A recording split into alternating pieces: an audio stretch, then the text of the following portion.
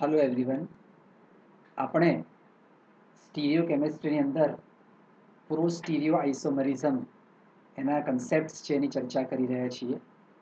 ગયા વિડીયોની અંદર હોમોટોપિક, ઇનેન્શિયોટોપિક અને ડાયસ્ટીરિયોટોપિક પરમાણુઓ અથવા સમૂહો કોને કહેવાય છે એની સમજ મેળવી હતી. આ વિડીયોની અંદર હોમોટોપિક, ઇનેન્શિયોટોપિક અને ડાયસ્ટીરિયોટોપિક બાજુઓ કોને કહેવાય છે એની આપણે સમજ મેળવીશું.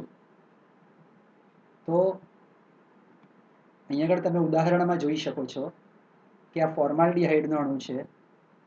કાર્બોનિલ સમૂહ જે હોય છે એમાં આ કાર્બન sp2 સંકૃત હોવાથી એ સમતલીય હોય છે. હવે આપણે ઘણી બધી આલ્ડિહાઇડ અને કીટોનની કેન્દ્રાનુરાગી યોગશીલ પ્રક્રિયાઓ જોઈ ગયા છે.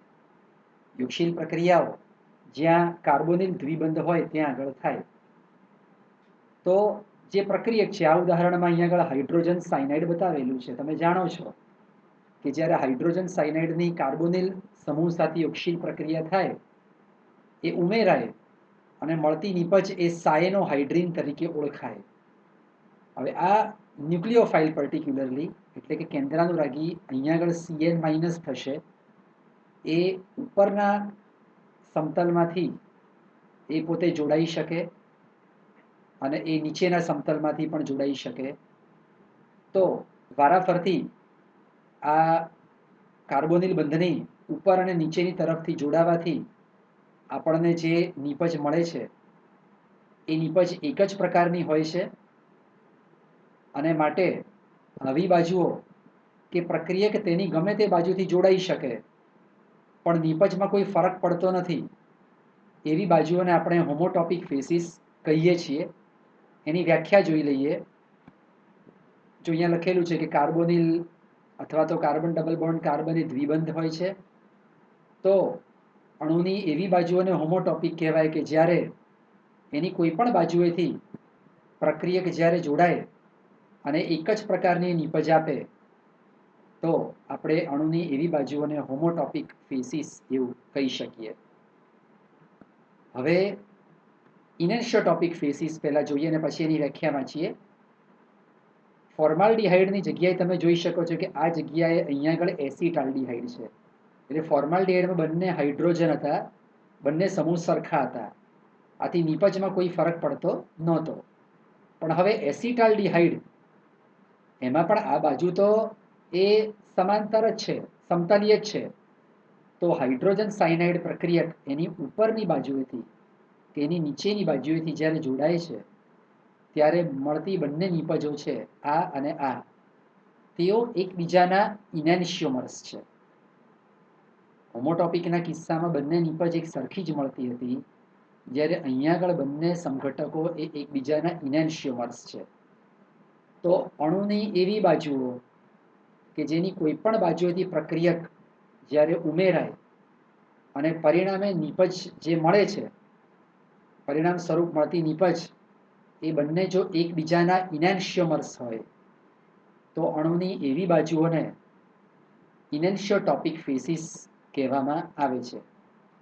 અહીંયા લખેલું છે કે ઉપરના એક્ઝામ્પલમાં એસિટાલ્ડિહાઇડની બંને બાજુ ઇનેન્શિયોટોપિક ફેસીસ છે, કારણ કે એમાં જે આ હાઇડ્રોજન સાયનાઇડ ઉમેરવાથી જે એસિટાલ્ડિહાઇડ સાયનોહાઇડ્રીન બને છે તો બંને નીપજ એકબીજાના ઇનેન્શિયોમર્સ છે. આ એની વ્યાખ્યા છે કે વિરુદ્ધ બાજુએથી જ્યારે પ્રક્રિયક ઉમેરાય અને પરિણામ સ્વરૂપ મળતા બંને સમઘટકો એકબીજાના ઇનેન્શિયોમર્સ હોય તો આવી બાજુઓને ઇનેન્શિયોટોપિક ફેસીસ કહેવામાં આવે છે.